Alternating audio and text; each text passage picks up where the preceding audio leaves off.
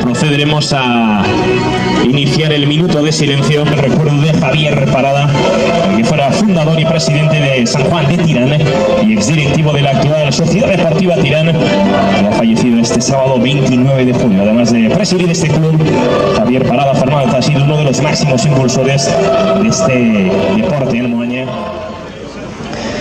Y en este momento iniciamos ese minuto de silencio.